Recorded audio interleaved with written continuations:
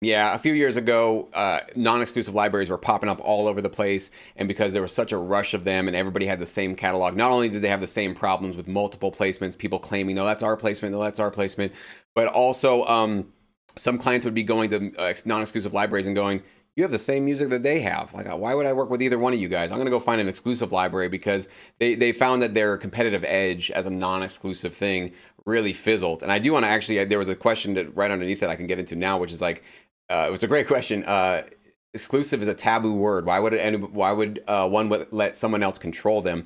Let's swap the word exclusive out for commitment. Okay, that might not be so scary for people, right? Because if you're married or you've got a boyfriend or a girlfriend or a significant other, you are probably exclusive with them. Now, is that, oh, why would you ever let somebody control you? No, that's not what we're talking about here, right? We're talking about a committed relationship, right? So when you work with an exclusive library, there's a commitment there. You're committing a certain amount of your work and your music, your heart, your soul. You're putting your faith into this company, and they're also committing to you as well. So does that mean, okay, every marriage works out great because there was a commitment? No, we all know that some marriages are great, some relationships are awesome, some don't work out so well. Same thing with libraries, same thing with seek agents. So you obviously need to measure the results and see how things go on. And I've always said this, that in the beginning, and you guys probably should know this, what's always a great sign of a healthy, committed relationship in the beginning?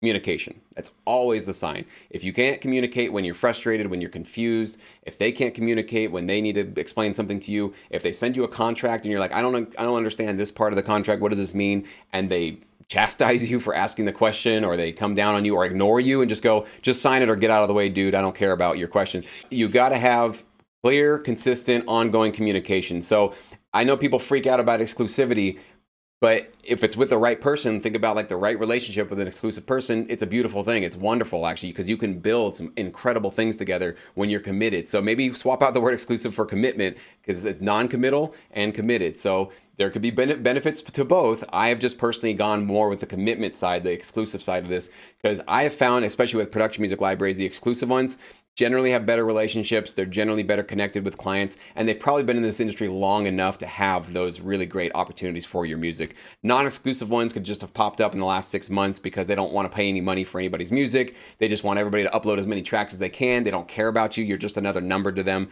Do you really want to be, I call them cattle call companies, do you want to be just one out of 10,000 people that just anonymously uploaded to their website? Go play the lottery, basically. You'll have better chances of doing something else with your time. I don't think that's a smart way to do this.